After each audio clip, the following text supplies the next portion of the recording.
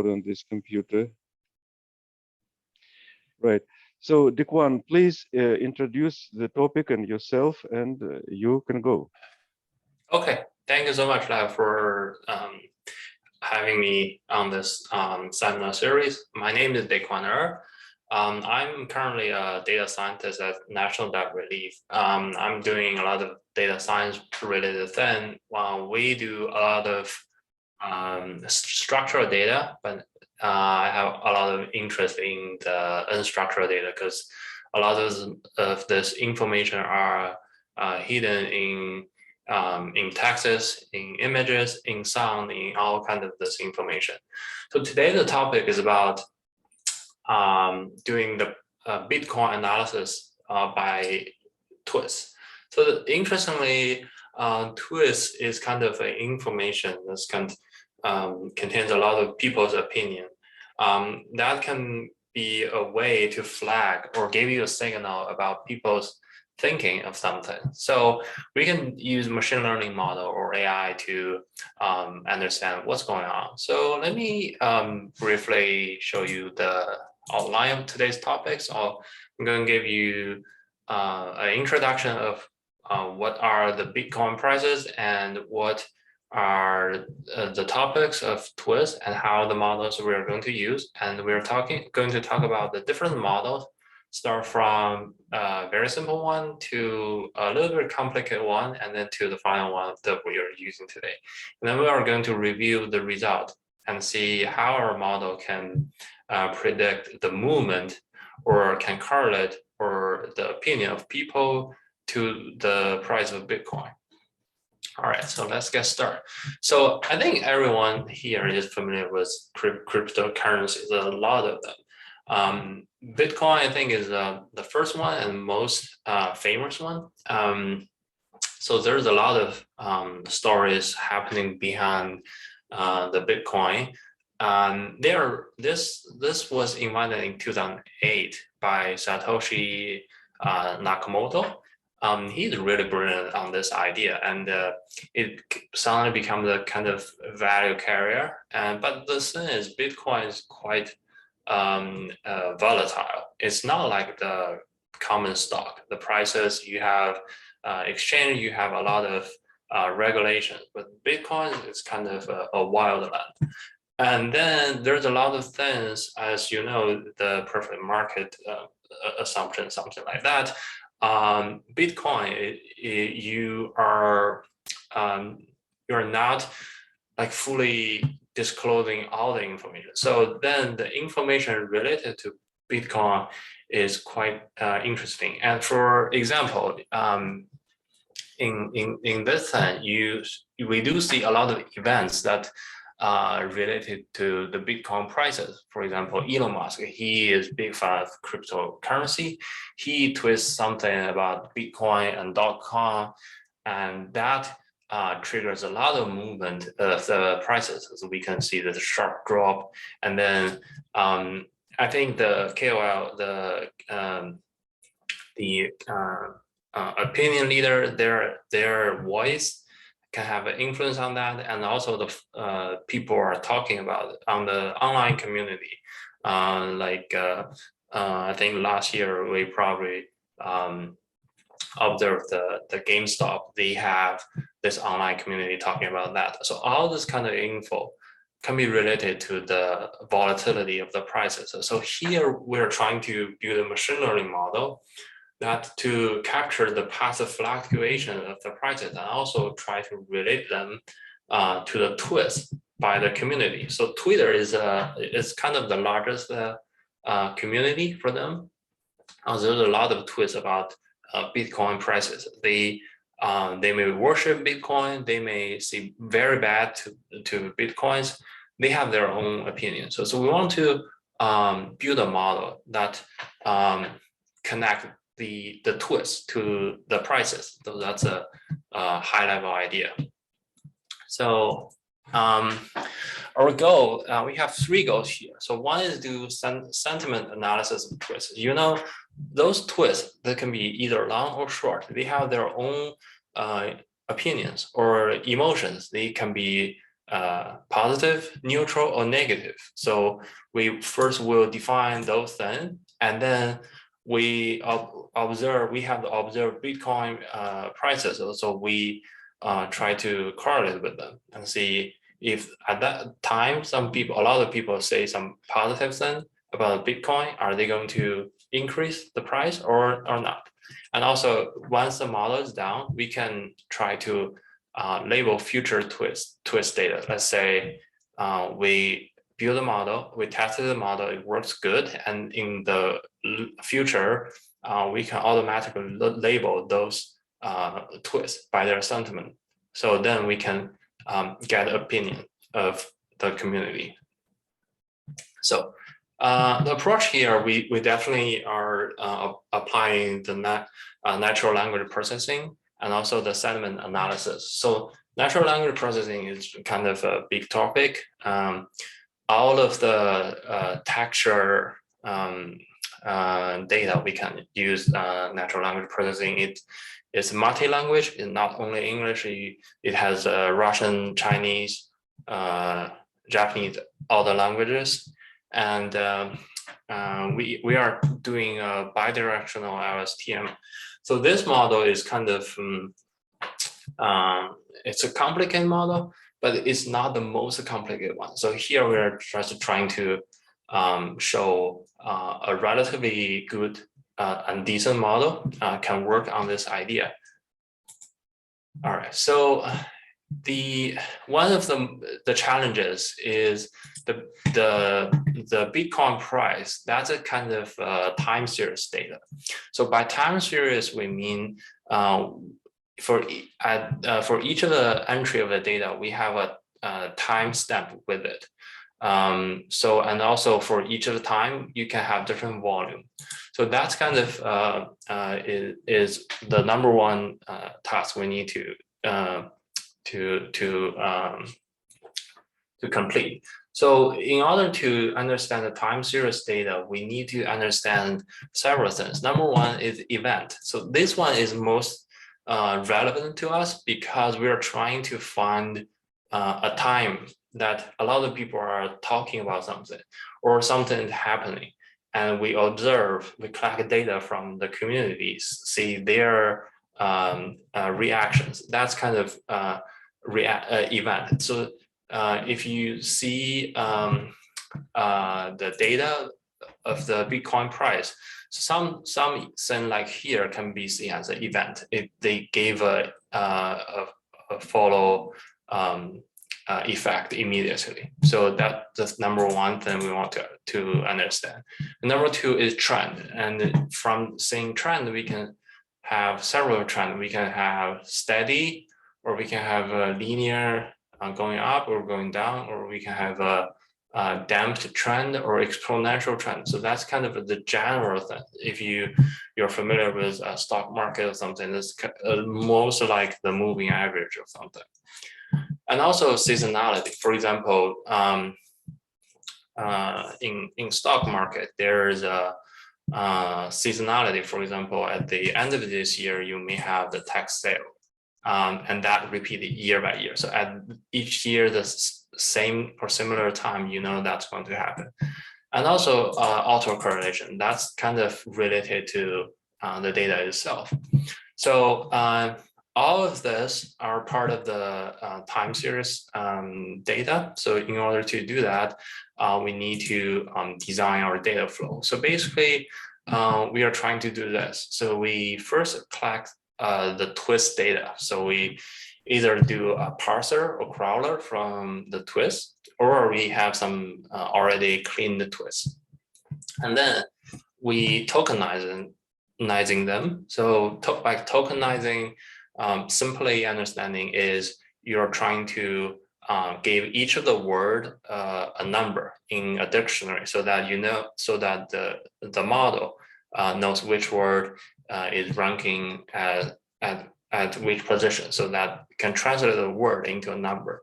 And then we do a sentiment analysis, which means you through the tokenized series of the language, you are judging their emotional position, like they're positive or they're neutral or they're negative. And then with this one, you can come together with the Bitcoin price. You can plus the Bitcoin price to the sentiment analysis. Then here, the sentiment, you may have a positive, a neutral, and a negative. And also the Bitcoin price, we can, for a certain observed time, let's say, if we are interested in the event, their reaction in 1 month, then we give the 1 month period. If they're going up, we say this most like positive. If this stay the same, this most like neutral. Otherwise, it's a negative. And from there, we can draw these features. We have the natural language processing got features and also the numerical features, and then we feed them into the model. And this model, we are designing a classification model, and we have 3 classes. Let me go to the model summary first. So basically, we want to predict the Bitcoin price movement by twist sentiment. And what we have is the Bitcoin price, historical prices. That can be in granular to the minutes or seconds. And also we have twists. So for the twist, we have different timestamp and also the content of the twist. And then what we're trying to do first, because we have a lot of them, a lot of the data, we do a sampling of the data. We randomly sample some data, and then we do a normalization of the data. And that's not enough. We need to find a derivation. Let's say we are interested in 1 month period or 1 week period, and then we find the derivative of that Bitcoin prices in that region. And finally, we define this classification problem to predict the movement as we bucketed them as a positive, neutral, and negative, so that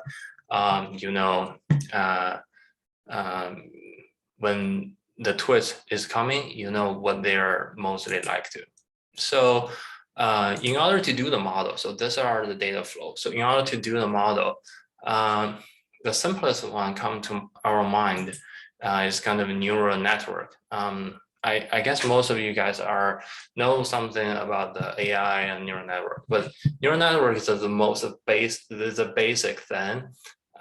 It's the simplest model you can use.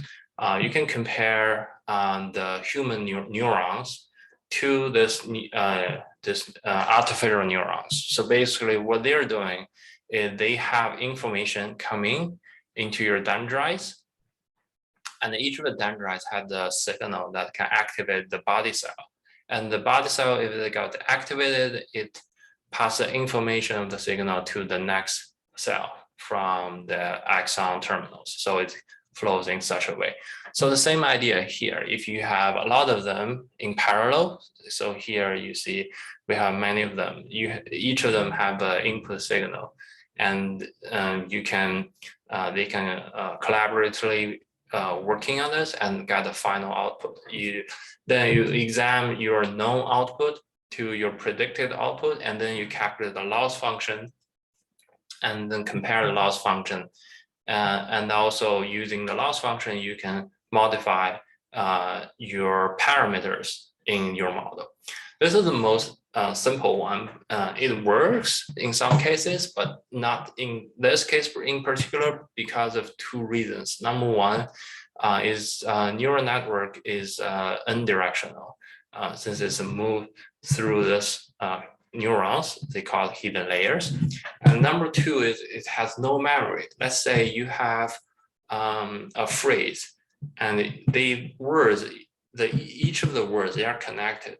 You need to have a way to remember in sort of what's the past input, right? And this is not enough to capture the natural language processing, but this gives us a basic. We can do some modification from that, and then we do the recurrent neural network. So that's developed from the simple neural network, I'm not going into the full detail of how it works, but in general, it generates another structure of artificial neural network. It can do several things. So here is a good example. They have the green one is the recurrent neural network layers. In basic, they can remember the input and they can relate the current input to the previous input so that they can have some memory, sort of memory. So they know what's going on in a sequence. So that's very good for natural language processing. So that can do several things. You can do one-to-one, which is you have one input, you go to the RNN network, and then you have one output. Or you can get one-to-many. And also here you have many to one. Here many can be, here you can have 3 words, which means, for example, I love you. And then you get output, which is a smile face or whatever positive thing. So that can, this 3 input can be each of your, each word in your sentence. So that can say you in such a structure, your input can be a sentence, and then your output can be either a number or a signal. So that's really helpful to for this structure, right? But this one is not the best structure for this problem, for the solution, because RNN has no problem for long-term dependency. Which means it can remember relatively long input relations. For example, here instead of 3, you have 30 as the input. So the last one probably knows the first input quite well, but he don't recognize the word just beside him. So that can be sort of bad in some situations. So then we introduce this called LSTM, this short for long short-term memory cell. So this cell can have a forget gate, can have an input gate. Basically, the idea is it can memorize both the long-term thing and also the short-term thing. So then, similar to the RNN structure here, but with more sophisticated structures. And now you don't need to worry about the short memory thing. So that's the basic idea. For example, if in a sentence, like here, 2 people walk into the room together and later another people walk into the room and say hi to whom. So that can be a tricky part. So then the LSTM can pretty handle this problem. All right, so yeah, so we are going to dive into our demo code to demonstrate what the results. So before that, any questions or comments? Okay, so I assume you don't have any questions. Then let's go to the demo code and let's see how the model are actually built and what the result looks like. So before that, we imported several of the libraries in order to work with natural language. We have the VADR, which is the valence aware dictionary, and the sentiment reasoner. So that can basically tells you the sentiments of a sentence on the social media. And also we have scikit-learn, which helps to build the LSTM, and also TextBlob is also part of helping the pre-processing of the words. So let's go to the notebook. Okay. All right, so here's the notebook. Basically, I will skip some of the basic part, but here's all your input, and then you install the VADR sentiment. So that tells you your emotion position of your sentence, and then you import a lot of things. And then you have 2 of your data sets. One is Bitcoin prices in US dollars. And also another one is Bitcoin twist. Let's, for example, the twist looks like this. That's the user description, which is the twist. Okay, and also they have the time when the twists are created, and they have the tags with what they are doing, and also they have hashtag, that's Bitcoin and something, and the source. So then we are going to parse all of these taxes that related to Bitcoin. We are going to see how many times they mentioned Bitcoin, and also we gave them, each of them, a sentiment, like a emotion for it. But some problem. Number one is this data is quite dirty, because you do see a lot of emojis, tags, wrong spelling, because it's customer base, and we need to clean them first, right? And number two, you have a lot of them. So these tags pre-processing is quite time consuming.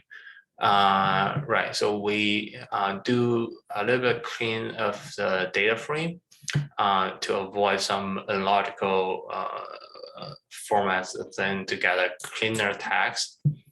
After that, we do a sentiment analysis using the Vader.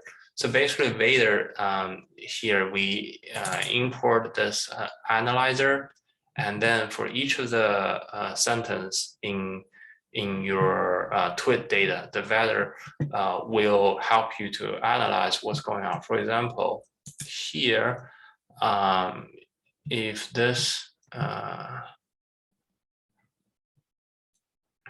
this tax is like this, then you have a compound score. So the compound score is computed from this sentiment intensity analyzer. So that basically tells you if there's more towards a positive or towards neutral or negative. So that's from linguistic perspective.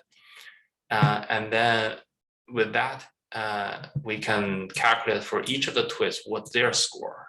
And here, because we can define different functions for the score, depending on what we are interested in. For example, if we are interested in how many twists they have been see, or how many followers these twists has, that tells you how much influence that twist potentially can be, right?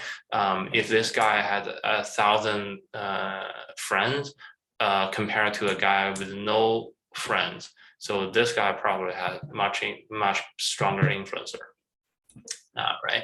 And that with that calculated, we have the score for the twist, and then we do analysis for the Bitcoin price. So with the Bitcoin prices, you have the historical one that's very easy to get. What we need to do is, so the first plot is their absolute value, so the sun, and then the green one is their sentiment score. For example, here we have those twists, and they are at certain date time, so that at which time they're tweeted. So we can do a sampling, and we can aggregate them together, and we can see certain time you have a lot of twists, and their score are quite high. So that can be correlated into the Bitcoin prices. But that's not where we're interested only in the absolute value. We're interested in the change of the Bitcoin price. For example, here you do see from the spike going down, so this goes down. So we want to capture those change. We'll skip this part. But this one, we go to the derivative of the Bitcoin prices. So we do a derivative which calculates the changes of the Bitcoin price at a certain time. And then if we, again, correlate with sentiment score, then you will see stronger correlations right over here. Right, and then we can categorize those Bitcoin prices into a positive region, neutral region, and negative region. All right, so let's skip this part. So now I think most of the preparation are done. So we are trying to get our twist and then do another layer of data preprocessing and cleaning to get those emojis out, to get some unlogical stuff. And then we can introduce the model. So basically, the model, we have two versions of the model. Number one is we simply tried, we do a trial and error model. So this one is just a simple LSTM. We do only 5 or 10 epochs, I think. Yeah. So the structure looks quite simple. You have input layer, you do the embedding thing, and then you do count, and then max pooling, count, max pooling, and then LSTM and dance. So the dance gave you 3 output, which is either positive or neutral or negative. So your input shape is a 30, which is a corpus of 30 words long. So that goes into your model. So if we examine the result of them, it's not working that good because you do see some of the validation and training data set, they have this gap, which means the model is not really goodly converged.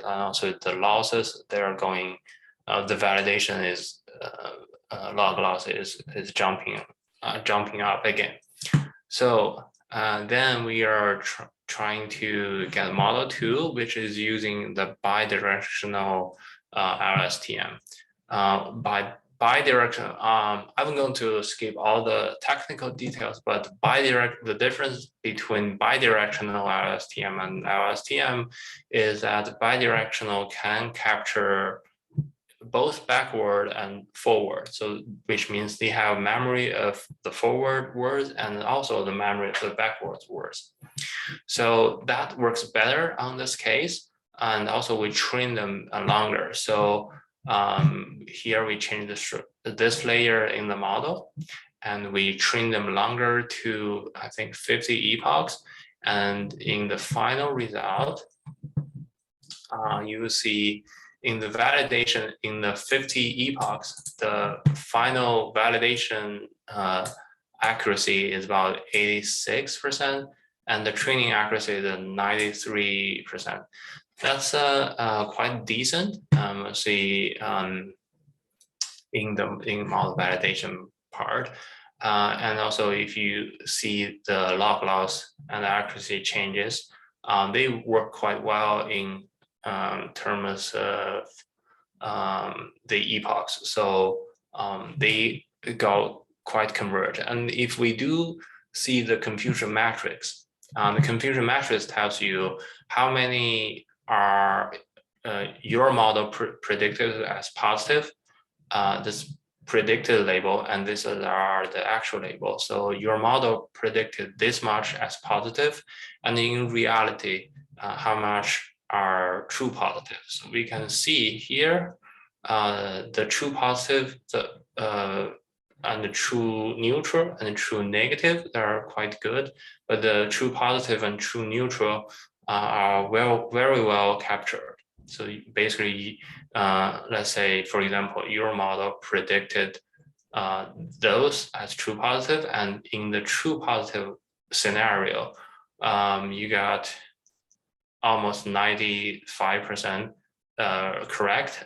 Only this 34 and 156, they are not correct. So it's quite accurate, which means this model can pretty capture the positive thing and the neutral thing, but for the negative thing, it's a little bit bad, but it's still in a reasonable range. All right. So then let's go back to so 2 demos over down. Then let's go back to the result and the summary. So in the second model, we can achieve the training accuracy of 93% and validation accuracy of 86%. They are kind of decent scores in terms of that. And also the confusion matrix shows the model can understand most of the positive and neutral sentiment of Bitcoin prices. For example, if a guy, he got a twist and we run our model on his twist, we see he is mostly voted up for the Bitcoin prices. He think in a certain time where it's going to jump up, and that's quite likely to be that. So the model is really confident onto that scenario, and yeah, this model can help us in labeling such Bitcoin prices, such twists with Bitcoin prices. For example, if we do a channel, the channel will collect the people's reaction and give a signal for prediction of Bitcoin prices for the next month. That will be pretty accurate. Yeah. So as a summary, the key takeaways are twist data can be analyzed using natural language processing and also the sentiment analysis. And the trend of the Bitcoin prices can be marked as positive, neutral, and negative. They can be predicted using the LSTM model that can reach a fair accuracy on both training and testing data set. All right, I think that's the end of my presentation. So thank you so much for attending. Do you have any questions, comments? Well, Dequan, first of all, thank you. Thank you very much. It was very interesting. You're welcome. Second, I'm a little bit confused. So the model doesn't predict the price. What you were trying to do is predict the trend, right? Yes, right. Okay, so the answer is only if it's positive, neutral, or negative, but you don't know. Okay, good. Yeah, so this model is, I have previous work like predict, say, at certain time, you know the price for the Bitcoin, and then you know several features. For example, you know first the historical Bitcoin price, their value, or you know some other features, and then you predict in the next 10 days how this actual prices will fluctuate, right? That's more like a time series prediction of the next certain period. But here is instead of giving a series of prices, now we're giving a label. Let's say at this point, what's people's opinion about the prices, and would that be accurate for the next say 7 days or next 1 month, right? That's a goal. So basically, that becomes a classification problem. Is just we predict one output that has 3 values. Okay, thank you. Guys, any more questions? Any reactions? I do have a question here. This is pretty intricate. I was just wondering if you did this for your own personal interest, or if this was some kind of work-related thing you did. Yeah, I did for my own personal interest. It's not directly related to our work, but we have a lot of texture data on the daily work. We have some model dealing with the text, but this one is purely for my personal interest. Yeah, it's definitely a kind of a unique angle to look at, you know. Yeah, thank you.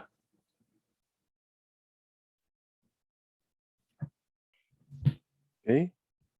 Any more questions? Ilya, do you have any comments? Of course. So did you actually try simulating what would happen if you traded on these predictions? Because No, you're saying not yet. Not yet. I think that should be the next step. I'm still I mean, you have the daily, like it's pretty trivial to get the daily returns of Bitcoin and then just say, I predicted a positive trend on this tweet on this day. So I'm going to go long Bitcoin this day. Yeah. And lag that and see what your financial statistics are. Yeah, I think that's my next step. I'm going to do the back test first. If that works really good, and I will probably set up an API and try trade by myself. Okay, well, I suppose you could let us know what those statistics are. Yeah, Because, and also how timely can you, oh, that's a good question. That's very good question. So this one is currently based on a collective of twist data. That's from the Kaggle community. I'm not using the Twitter API to get the real-time data yet. So, but then there is a problem. Say, well, not a problem. So then that comes to how you want to build your model and data pipeline, how you want to parse the data, get from Twist, and in real time, how many you want to group your data, and how you want to this batch of data into your model, and how you want to update your model. That's a very good question, but I think that needs a lot of time and work onto that. This is just the beginning. Say this model probably can work if we have time. We can work on the next steps. okay, Yeah, but that's a very good question, and Yeah. Okay, Dequan, thank you very much. I will stop the recording. okay.